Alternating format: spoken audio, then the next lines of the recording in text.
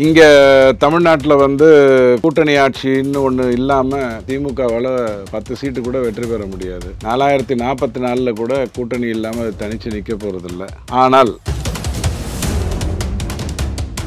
ஒட்டுமொத்தமாக 26-28 கட்சிகள் சேர்ந்து வாங்கிய சீட்டை விட பிஜேபி அதிகமான சீட்டை வாங்கியிருக்குங்கிறது உண்மைதானே? அதில் ஏதாவது மாற்று கருத்து இருக்கா? 3 தலைமுறையாக ஆட்சி செய்து கொண்டிருக்கிற அல்லது 2 தலைமுறை ஆட்சி செய்தது, 3வது தலைமுறை 3 தலைமுறை தான் ஆட்சி செய்திருச்சு, ஒரு 4வது தானே. இவர் பேசுகிறாரு, மோடியும் அமித்ஷாவும் சரியாக ஆட்சி செய்ய தெரியல. மோடி ஐயா 290 சீட்டு வாங்கியிருக்காரு. 350 சீட்டிலிருந்து கிட்டத்தட்ட 63 சீட்டு அது குறைந்திருக்கு. அப்படின்னா அது 3வது முறையாக ஆட்சிக்கு வரும்போது, நீங்கள் 40வது முறையாக ஆட்சிக்கு வரும்போதே 99 தாண்ட முடியல. மோடி பெரும்பான்மை பெற்று ஆட்சி நடத்துறாரோ அல்லது இன்னைக்கு இருக்கிற 290 வைத்து ஆட்சி நடத்துறாரோ, நாளையிலிருந்து இடி ரைடுங்கிறது சுத்தி அடிச்சிருவார். அதுல எந்த குழப்பமும் இல்லை. தமிழ்நாட்டில் திமுக 40லும் வெற்றி 40லும் வெற்றின்னு அதை மட்டும் சொல்றாங்க. அந்த 40க்கு கீழே இருக்கிற நாரி போன விஷயங்கள் எல்லாம் யார் சொல்லுவாங்க? எதனால் இந்த வெற்றி சாத்தியமாச்சு?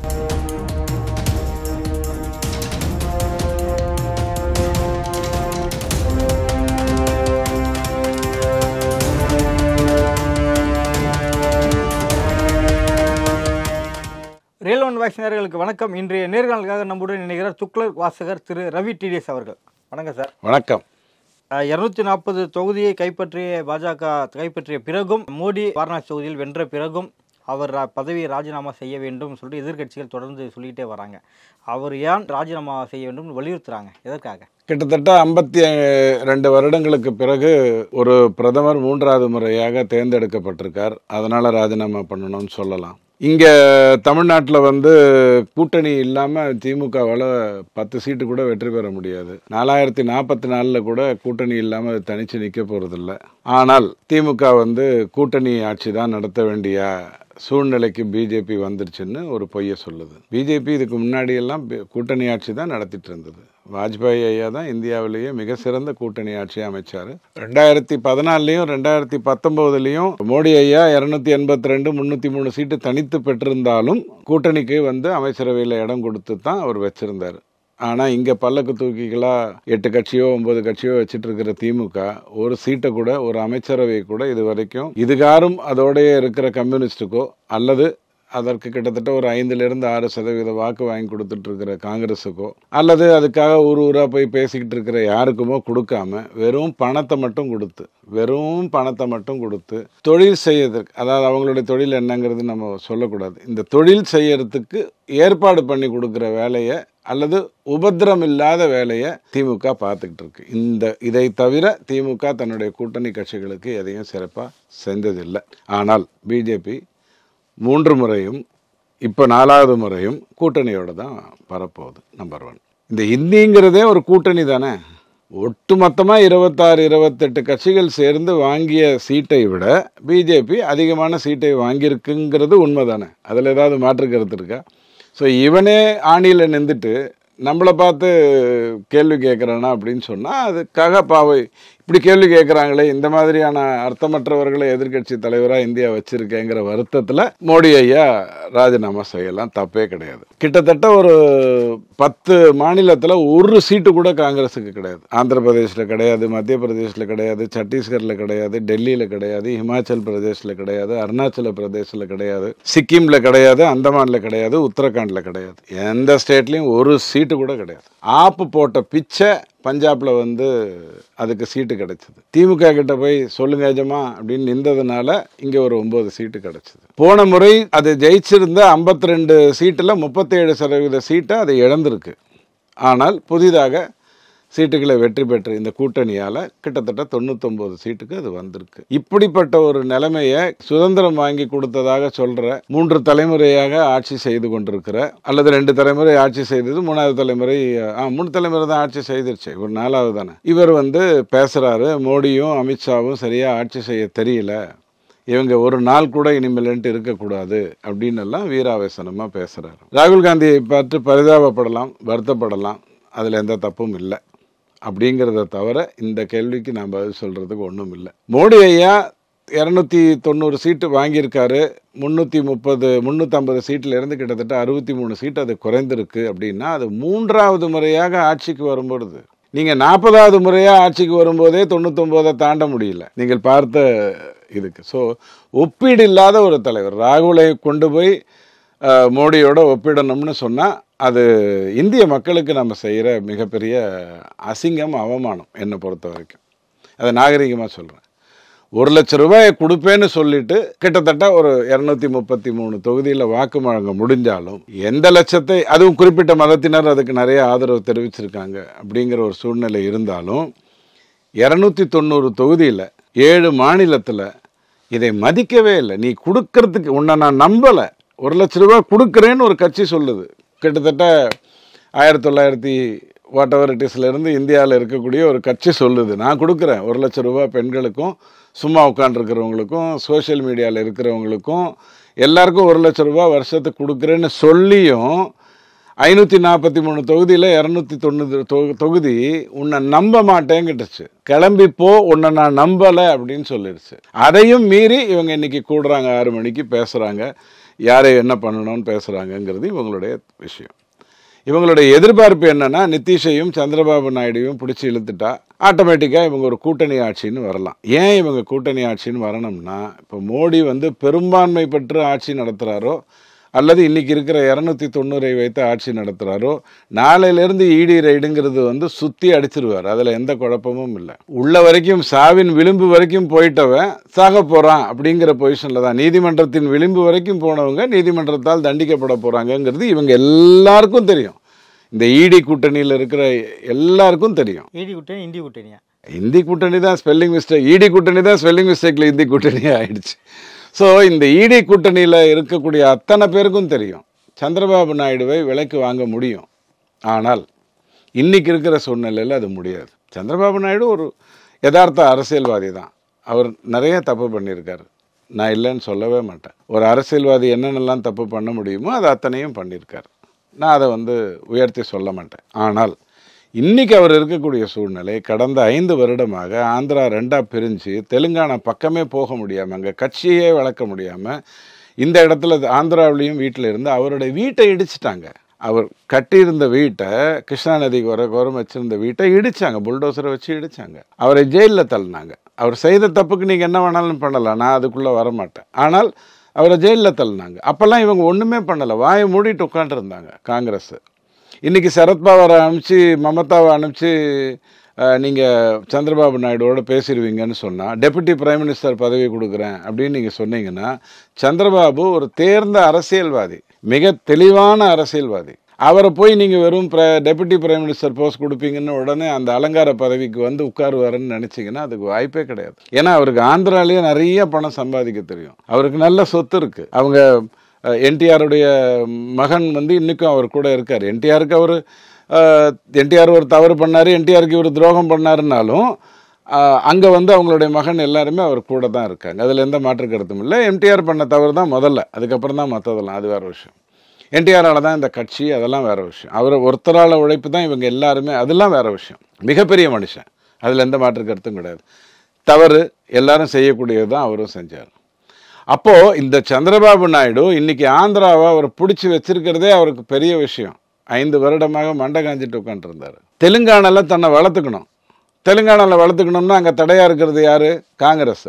அப்போ காங்கிரஸோட மத்தியில் ஆட்சி அமைச்சிட்டு தெலுங்கானாவில் எப்படி அவர் இது பண்ணுவார்? சரி, இப்போ சந்திரபாபு நாயுடு நான் கிளம்புறாரு, 14 சீட்டு. ஒய்எஸ்ஆர் ரெட்டி உடனே 4 சீட்டு உள்ளே வந்துடுவார்.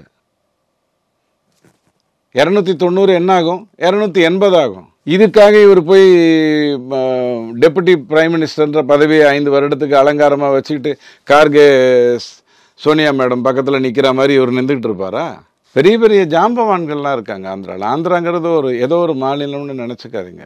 ஆனால் அந்த ஆந்திரா மாநிலம் இப்போ வளர போகிறதுனால அடிப்படை போகிறது தமிழ்நாடு தான். ஏன்னா போன முறையே கும்மிடிப்பூண்டியை தாண்டி ஸ்ரீ சிட்டியை வச்சு கிட்டத்தட்ட 8000 ஏக்கரில் அங்கே உள்ளுக்குள்ளே பெரிய எம்என்சி கம்பெனியெல்லாம் உள்ளே கொண்டு தூள் கலப்புன்னு ஒரு சந்திரபாபு நாயுடு ஜெயலலிதா அம்மா இருக்கும்போது, அதாவது எதற்கும் மசியாத ஒரு முதலமைச்சர் இருக்கும்போது, இப்போது என்ன வேணாலும் பண்ண முடியும், உங்களை சுற்றி என்ன வேணாலும் பண்ண முடியும் ஆந்திராவில். ஸோ சந்திரபாபு நாயுடு வந்திருக்கிறது ஸ்டாலின் ஐயாவுக்கு ஒன்றும் மிகப்பெரிய மகிழ்ச்சியை கொடுக்க போகிறது இல்லை. 6 லட்சம் கோடிலாம் இனி கனவுல கூட நடக்காது முதலீடுங்கிறது. அடுத்தது நிதிஷ் ஏற்கனவே பிஜேபியோட இருந்து பிரதம மந்திரி ஆசைப்பட்டு கட்பந்தன்னு பெருசாக நடத்தி ஜெயிச்சு அங்கிருந்து ஓடி வந்து திரும்ப பிஜேபியோட கூட்டணி வச்சு அதுக்கப்புறம் இந்தி கூட்டணி அமைக்கிறேன்னு ஓடி போய் திரும்ப அங்கேருந்து ஓடி வந்திருக்கார். 2 முறை தப்பு பண்ணியிருக்காரு.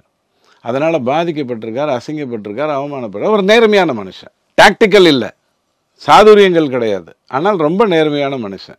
அவர் போய் திருப்பி நீங்கள் கூப்பிட்டீங்கன்னு உடனே வந்துடுவாரா? டெபுட்டி பிரைம் மினிஸ்டர் கொடுத்துருவீங்கன்னு உடனே ராகுல் காந்திக்கு பக்கத்தில் போய் நிற்பார் அவர்? ஸோ இதெல்லாம் தெரியாமல் இன்னும் மிகப்பெரிய திட்டங்கள் இருக்குது, நாங்கள் பார்த்துருவோம், அஸ்திருவோம், அப்படி இப்படின்னு கதை விட்டா 1 லட்சம் ரூபாய் கொடுக்குறேன்னு சொல்லி இத்தனை சீட்டை தான் உங்களால், இத்தனை வாக்குகளை தான் உங்களால் வாங்க முடிஞ்சது. உங்களுக்கு இன்னொரு தகவல் கொடுக்குறேன். 1,62,00,000 பேர் ஆசைப்பட்டு ஓட்டு போட்டதுனால 56 சீட்டு காங்கிரஸுக்கு கிடைச்சது. வெறும் 1,60,00,000 பேர் ஒட்டுமொத்த இந்தியாவில் 90 கோடியில் அதில் கிட்டத்தட்ட 60 கோடி 62 கோடி வாக்களிச்சிருக்கக்கூடிய நிலைமையில் வெறும் 1,50,00,000 பேர் ஓட்டு போட்டதுனால மட்டும் இந்த மாதிரி வந்துருக்கு. திமுக ஒரு சீட்டை பெறணும்னா 5,36,000 வாக்கு வாங்கினா போகிறோம். இந்த முறை அது 70,000 வாக்கு கம்மியாக வாங்கியிருக்கு. ஆனால் இந்திய அளவில் நீங்கள் ஒரு சீட்டு வாங்கணும்னா 7 லட்சம் வாக்கு பிஜேபிக்கு போருமா இருந்தது. இப்போ 9 லட்சம் தேவைப்பட்டது. காங்கிரஸுக்கு 22 லட்சம் தேவைப்பட்டிருந்தது. இப்போ 14 லட்சமாக குறைஞ்சிருக்கு. ஸோ திமுக ஜாலியாக வாங்குற சீட்டை இவங்க இவ்வளோ போராடினா தான் வாங்க முடியுங்கிற பொசிஷன் இருக்குது. இந்த சூழ்நிலையில் அவங்க சில முயற்சிகளை எடுத்தாங்க. இவங்க இடி எல்லாரும் சேர்ந்தாங்க. ஆனால் அவங்களால என்ன பண்ண முடிஞ்சதுன்னா நேற்று நைட்டு நிம்மதியாக தூங்கியிருப்பாங்க. இன்னிலேருந்து திரும்ப வாய்ப்பில்லை.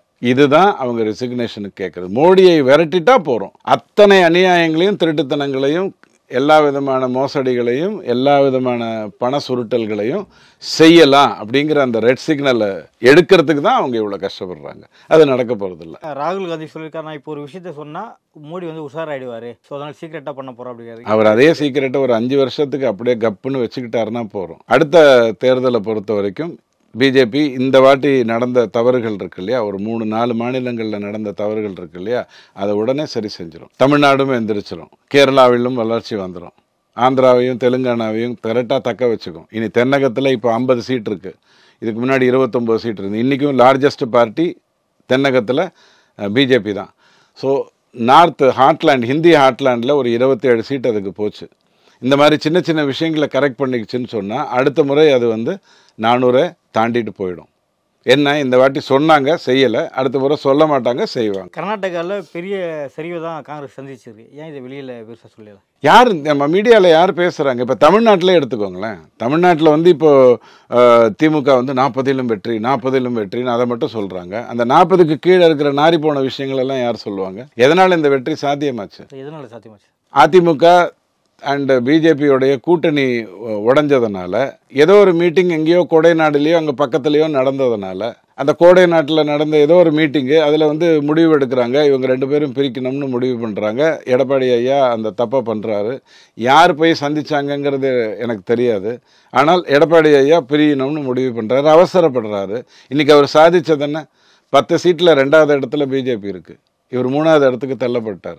3வது இடத்துக்கு தள்ளப்பட்டார். இவர் வாங்கின வாக்கு என்ன? அதனால இவர் என்ன பண்ண போறாரு? என்ன சாதிக்க போறாரு? இல்ல, அவர் வெளியே வர்றதுக்கான சொன்ன காரணமே இஸ்லாமிய வாக்குகள் அவருக்கு இல்லை அப்படின்னு தான். வந்துருச்சா? அதான் வந்துடுச்சா? ஸ்ரீலங்காலேருந்தும் பாகிஸ்தான்லேருந்து வந்து ஓட்டு போட்டாங்களா இவருக்கு? ஒரு அரசியல் அறிவு வேணாம். நீங்க ஒரு ஆளு ஆன்மீகம் பேசுறீங்க, இவங்க ஒரு ஆளு 1000 பேருக்கு மட்டும் கோடிக்கணக்காக பணம் கொடுத்து அந்த 1000 பேர் லட்சம் பேரை 1 கோடி பேருக்கு 42 லட்சம் இஸ்லாத்தவர்களை இந்த 1000 பேர் பார்த்துக்கிறாங்க. அந்த மாதிரி ஒரு 1000 பேர் கிறிஸ்துவர்களில் ஒரு 45 லட்சம் பேர் அந்த 1000 பேருக்கு நல்ல வசதிகளை செஞ்சு கொடுத்த உடனே அவங்க வந்து சின்ன சின்னதாக பார்த்துக்கிறாங்க. விளைபொருளாக எண்ணிக்கையாக நம்பர் கவுண்ட்னு சொல்லுவேன் நான். வெறும் எண்ணிக்கையாக இஸ்லாத்தவர்களையும் கிறிஸ்தவர்களையும் திமுக பயன்படுத்திட்டு இருக்காங்க. அதிமுகக்கு எப்படி அந்த வாய்ப்பு வரும்? என்ன ஜெயலலிதா அம்மா மாதிரி சாதுரியமானவரா எடப்பாடி ஐயா? தமிழ்நாட்டில் இந்த பெரிய வெற்றிக்கு பின்னாடி மிஷன்ஸ் இருக்கதா சொல்றாங்க. கண்டிப்பா இருக்கு, அதுல ஒன்றும் மாற்று கருத்தே இல்லையே. திமுகவை தவிர அவங்க சொல்லிதான் இவங்க சொல்றது எப்படி சரிங்க நடக்கும்? அவங்க சொல்றது எப்படி நடக்கும்னா வணிகத்தில் அவங்க தான் அதிகமாக இருக்காங்க. வணிகத்தில் அவங்க தான் அதிகமாக இருக்காங்க. யாரை எப்படி பிடிச்சி என்ன பண்ணணுங்கிறது தெரியும். திமுக மட்டும்தான் அதுக்கு எசையும். அதிமுக கிட்ட இந்த மணி லாண்டரிங் வேலையெல்லாம் பண்ண வைக்க முடியாது, பண்ண வைக்கவே முடியாது. பண்ண வைக்க முடியாது, அவங்களுக்கு தெரியாதான்? பண்ண வைக்க முடியாது. இப்போது எனக்கு ஒரு விஷயம் தெரிஞ்சு அதன் மூலமாக பல கோடி வரும்னா நான் செய்யத்தான் போகிறேன். ஆனால் அந்த தெரிஞ்சுக்கணுங்கிற விருப்பமும் அதை செய்யணுங்கிற ரிஸ்கையும் நான் ஏன் எடுக்க போகிறேன்? மாட்டிப்பேன்னு தெரிஞ்சால் யாருமே தப்பு பண்ண மாட்டாங்க. மாட்டிக்க மாட்டேன்னா கூட தப்பு பண்ணிட்டு தப்பிச்சிடலாம். மாட்டிப்போன்னு தெரிஞ்சால் அப்படி இப்போ வரிசையாக 6 பேர் ஜெயிலுக்கு போகிறாங்களே, இதனால் ஏதாவது பிரயோஜனம் இருக்குமா? அசிங்கம் இல்லை, அவமானம் இல்லை.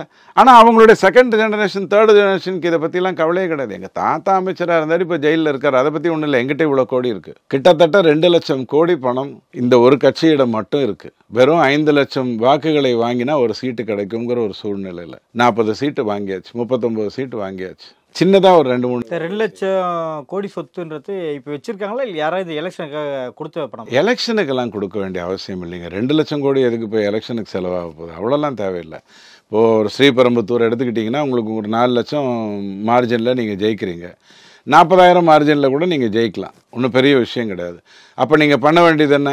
ஒரு பூத்துக்கு ஒரு 100 பேரை லிஸ்ட் அவுட் எடுத்துகிட்டு அவங்களுக்கு மட்டும் கரெக்டாக 20,000மோ 30,000மோ கொடுத்து விட்டிங்கன்னா அவங்க போய் பொறுப்பாக ஓட்டு போட்டு வந்துடுவாங்க. நானும் நீங்களும் என்ன பண்ணுறோம்?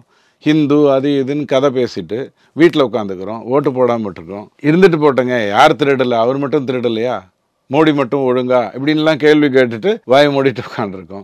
ஆனால் 85% இஸ்லாத்தவர்கள் இந்தியர்களாக வாழ்ந்தாலும் அந்த 15% இஸ்லாத்தவர்கள் சொல்கிறத 85 பேர் கேட்குறாங்க. 94% கிறிஸ்தவர்கள் இந்தியர்களாக நல்லவர்களாக வாழ்ந்தாலும் ஒரு 6% பேர் சொல்கிறத வச்சு அவங்க கேட்குறாங்க. கேட்டுட்டு ஒரே கூட்டமாக ஓட்டு போடுறாங்க. இவங்க கூட்டத்துக்கு ஓட்டு போடுறதுக்கு ஒன்றுமே இல்லையே, பஸ்ஸில் வர சொன்னால் பஸ்ஸில் வருவாங்க, டெம்போவில் வர சொன்னால் டெம்போவில் வருவாங்க. இவர் பஸ்ஸு கேட்பாரு, ஓல்வா பஸ்ஸில் வரட்டுமான்னு கேட்பாரு, இல்லைனா மத்தியானம் கிளம்பி மதுரைக்கு ட்ரெயினில் வந்துடட்டுமான்னு கேட்பாரு. இவங்களை இந்த 35 பேரை வச்சுட்டு என்ன பண்ண முடியும்? ஸோ திமுக அப்படிங்கிறது காசு கொடுத்தா வேலையாகுங்கிறத கூட்டணி விஷயத்துலையும் செய்யுது, மக்கள் விஷயத்துலையும் செய்யுது. இந்த சிஸ்டம் மேனேஜ்மெண்ட் கரெக்டாக பண்ணுது. அப்போ நாம் பண்ண வேண்டியது, பிஜேபி பண்ண வேண்டியது என்னென்னா, திமுகவை இப்படியெல்லாம் நீங்கள் எதிர்க்க முடியாது. சித்தாந்த ரீதியெல்லாம் பேசி எதிர்க்க முடியாது. காட்சி ஊடகங்கள் எத்தனையோ இருக்குது பொய் சொல்கிறதுக்கு, கதை விடுறதுக்கு. ₹1 29 பைசா தான் கிடைக்குதுன்னு கதை விடுறதுக்கு எத்தனையோ ஊடகங்கள் இருக்குது. அப்படி கதை விட்டு என்னாச்சு? கர்நாடகாவில் ₹1 29 பைசா வருதுன்னு சொன்னாங்க. கர்நாடகாவில் 19 சீட்டு போயிடுச்சுல்ல. இது வரைக்கும் கடந்த 3 தேர்தலில் வெற்றி பெறாத பெங்களூர் ரூரல் தொகுதியும் பிஜேபி வெற்றி பெற்றிருக்கு. ஸோ நீங்கள் ஒரு 8 மாதமாக ஆட்சி வேறு செஞ்சுருக்கீங்க, 8லேருந்து 9 மாதம் ஆட்சி வேறு செஞ்சுருக்கீங்க, ஒன்றும் முடியல. ஆனால் திமுகவால் எல்லாம் முடியுதுன்னா அதுதான் இந்த மிகப்பெரிய பணத்தை வைத்துக்கொண்டு அது செய்கிற விஷயம். எல்லாத்துலேயும் அது பணத்தை செலவு பண்ணணுங்கிற அவசியம் இல்லை. எந்த பணக்காரனும் அவங்ககிட்ட 1 லட்சம் கோடி இருந்தால் கூட இந்த வச்சுக்கன்னு 100 கோடி தூக்கி கொடுத்துட மாட்டான். 100 கோடி நீங்கள் சம்பாதிப்பதற்கான வசதிகளை செய்து கொடுக்குற வேலையை இந்த 2 லட்சம் கோடியை வச்சுக்கிட்டு செய்ய முடியும். நீங்கள் சம்பாதிக்கிறதுக்கான வேலையை நான் என்னுடைய பணத்தை செலவிடாமலே அந்த பணம் கொடுக்குற அந்த கொழுப்பை வைத்து செய்ய முடியும். அதை தான் பண்ணியிருக்காங்க. இவர்களை நேர்மையாகத்தான் எதிர்த்தாகணும். ஏன்னா இவங்களுக்கு சாதுரியம் இருக்குது, கதை பேசுறதுக்கு ஆட்கள் இருக்குது, காட்சி ஊடகங்கள் இருக்குது, பொய் சொல்கிறதுக்குன்னு ஆட்கள் இருக்குது. கிட்டத்தட்ட ஒரு 150 பேர் தின வேலையாக இப்போ நான் பேசிகிட்டு இருக்கிற இந்த நிமிஷத்தில் தமிழ்நாட்டில் ஏதோ ஒரு 30 இடத்துல யாரோ ஒருத்தர் உட்காந்து பொய்களை பேசிக்கிட்டு இருப்பாங்க. அந்த மாதிரி ஒரு செட்டப் தெளிவாக வச்சுருக்காங்க. ஸோ இவங்களை அழிக்கணும் அப்படின்னு சொன்னால் எடப்பாடி ஐயா மாதிரி கவுத்து விடுற ஆளெல்லாம் ஒதுக்கிட்டு ஒரு 2 தேர்தல் பொறுத்தா போகிறோம். அதுக்கப்புறம் இவங்க 2026க்கு அப்புறம் திமுக எந்திரிக்கிறது கொஞ்சம் கஷ்டம். அதுக்குள்ளே சுதாகரிச்சுட்டு நல்லது பண்ணிட்டாங்கன்னா நல்லது, தன்னை திருத்தி கொண்டாங்கன்னா நல்லது. காங்கிரஸ் ராகுல் காந்தி பிரதமர் ஆகிறதுக்காக உத்தவ் தாக்கரே ஆதரவு தெரிவிச்சிருக்காரு. இதை வச்சு அவங்க அடுத்தடுத்த கட்சிக்கிட்டையும் பேரம் பேசிட்டு வரதா தகவல் வந்துட்டு இருக்கு. அது சாத்தியமா சார்? அது இல்லை, எப்படி அவங்களுடைய 234 தக்க வச்சுக்கிறதுக்கே அவங்களுக்கு வேர்த்து கொட்டிடும். பிஜேபி சும்மா உட்காந்துருக்குமா? உத்தவ் தாக்கரேக்கு அவர் கட்சியே போயிடுச்சு, அதனால அவர் சப்போர்ட் பண்ண தான் செய்வார். திமுகவுக்கு நிறைய இடி பிரச்சனை இருக்குது, சப்போர்ட் பண்ணுவார். கர்நாடகாவில் அவங்க ஆட்சியே இருக்குது, மற்ற இடத்துல ஏதோ நடக்குது. ஆனால் அவங்க கூட்டணியில் இருக்கக்கூடியவங்களில் மமதாவையோ கெஜ்ரிவாலையோ உத்தவ் தாக்கரேவையோ டிஎம்கேவையோ பீகாரில் இருக்கக்கூடிய லல்லு பிரசாத் யாதவோ கை வைக்கணுங்கிற அவசியம் இல்லை. மீதி நிறைய பேர் இருக்காங்கல்ல, அவங்க எல்லாருமே விலைக்கு வாங்கப்பட வேண்டும்ங்கிற அவசியமே கிடையாது. வாயை மூடிட்டு நீ உன் வேலையை பாருன்னு சொல்ல வச்சா போகிறோம். மோடி தானே 3வது முறை பிரதமர், அதில் ஒன்றும் மாற்று கருத்து இல்லையே. இப்போ நாளையிலிருந்து அவர் சுற்றி அடிக்க தானே போகிறார். அவருடைய சொன்னார் இல்லையா நேற்றுக்கு பேசும்போது, கரப்ஷனை நான் ஒழிச்சே தீருவேன் அப்படின்னு தெளிவாக சொன்னாரா இல்லையா? அதை ஒழிக்கிறதுக்கான வேலையை பண்ண தான் போவார். நீங்கள் அடுத்த வாட்டி என்ன பண்ணுவார்? சிதம்பரம் எழுதி கொடுப்பார், ஒவ்வொரு குடும்பத்திற்கும் 5 லட்சம் ரூபாய், தினமும் இத்தனை ரூபாய் அப்படின்னு கணக்கில், உங்கள் கணக்கில் இத்தனை ரூபாய் வந்துவிடும்னு ஒரு தேர்தல் அறிவிக்கை எழுதி கொடுப்பாரு. அப்போ கூட 290 தொகுதியில் யாரும் மயங்க மாட்டாங்களே, மயங்க மாட்டாங்கல்ல. ஸோ இவருங்க என்ன கஷ்டப்பட்டாலும் காங்கிரஸால் மீண்டும் பதவிக்கு வர்றதுங்கிறது முடியாது. பிஜேபி இன்னும் ஒரு கட்சி இருக்கிற வரைக்கும் முடியாது. இப்போ இனி இருக்கிற மீட்டிங்கில் என்னென்ன பேசுறதுக்கான வாய்ப்பு இருக்குது சார்? யார் எங்கே பேசுவாங்க? என்டிஏ கூட்டணியில் என்ன பேச போகிறாங்க? என்டிஏ கூட்டணியில் என்ன? இந்திய கூட்டணியில் அடுத்த 125 நாளைக்கான திட்டம் மோடிக்கிட்ட இருக்குது. அவர்கிட்ட நீங்கள் 350 கொடுத்துருந்தாலும் 290 கொடுத்தாலும் அவருக்கு அவருடைய வேலையை செய்ய தெரியும். ஒரு வீரனுக்கு நீங்கள் எவ்வளோ இன்ச்சு கத்தி கொடுக்குறீங்கிறது முக்கியம் இல்லை, அவனுக்கு எப்போ எடுக்கணும்னு தெரியும், திரும்ப எப்படி வைக்கணும்னு தெரியும். அவ்வளவுதான் அவனுக்கு ஆயுதத்தினுடைய பயன்பாடு. அதாவது 350 அல்லது 290 தன்னுடைய வேலைகளை தொடர்ந்து செய்யத்தான் போகிறாங்க. நிறைய மாற்றங்களை இந்தியாவில் கொண்டு வர வேண்டிய அவசியம் இருக்குது. அந்த ஒவ்வொரு மாற்றங்களையும் கண்டிப்பாக கொண்டு வருவாங்க. அதைத்தான் இவங்க கான்ஸ்டியூஷன்லேயே கை வச்சிருவான்னு பயந்துட்டாங்க. இந்த யோகியம் வரான் சொம்ப மறைச்சி வச்சுக்கங்கிற கதையாக காங்கிரஸ் பிஜேபி செய்கிற நல்லதையே எதிர்விதமாக காட்டி தப்பு பண்ண ஆரம்பித்தாங்க. பார்க்கலாம், இன்னும் 2 வருஷத்துலேயே நிறைய மாற்றங்கள் வரும். ஒரு வருடத்துக்குள்ளேயே மிகப்பெரிய அளவில் இந்த ஊழல் கேஸ் எல்லாம் தூக்கி போட்டு மிதிச்சிருவாங்க. கெஜ்ரிவால் எடுத்துக்கோங்க, 56% வாக்கு வாங்கி பிஜேபி 7 சீட்டை வெற்றி பெற்றது. கெஜ்ரிவாலை தூக்கி உள்ளே போட்டாங்க, 2% தான் குறைஞ்சிது. 54% வாக்கு வாங்கி திரும்ப 7 சீட்டை வெற்றி பெற்றுச்சு. ஸோ கெஜ்ரிவாலுக்கு என்ன மதிப்பு? மக்கள் எதை பார்த்தாங்க? மோடியா கெஜ்ரிவாலாங்கிறத எப்படி பார்த்தாங்க? அவர் ஜெயிலில் இருக்காரு, அவர் அநியாயம் பண்ணிட்டாங்க அப்படின்லாம் யோசிச்சாங்களா? இல்லையே. 2% வாக்கு தான் பிஜேபிக்கு குறைஞ்சது. போன தேர்தலுக்கும் இந்த தேர்தலுக்கும் 3% வாக்கிலேயே குறைஞ்சது, அது வேற விஷயம். ஆனால் 7 சீட்டுக்கு 7 சீட்டு வெற்றி பெற்றாங்களே. பஞ்சாப்ல என்னாச்சு? காங்கிரஸ் தான் வெற்றி பெற்றது. ஆப்புக்கு ஒன்றும் பிரயோஜனம் இல்லையே, கெஜ்ரிவாலுடைய கட்சிக்கு எந்த பிரயோஜனமும் இல்லையே. ஸோ அடுத்த ஒரு வருடம் இதில் தான் நிறைய கான்சன்ட்ரேஷன் இருக்கும். அவனை தூக்கிட்டாங்க, இவனை தூக்கிட்டாங்க, அவனை உள்ள போட்டாங்க, இவனை உள்ள போட்டாங்கிறது கண்டிப்பாக நடக்கும். நடப்பு அரசியல் குறித்து பல்வேறு கருத்துக்களை பொறுத்தவரை மிக்க நன்றி. தேங்க்யூ.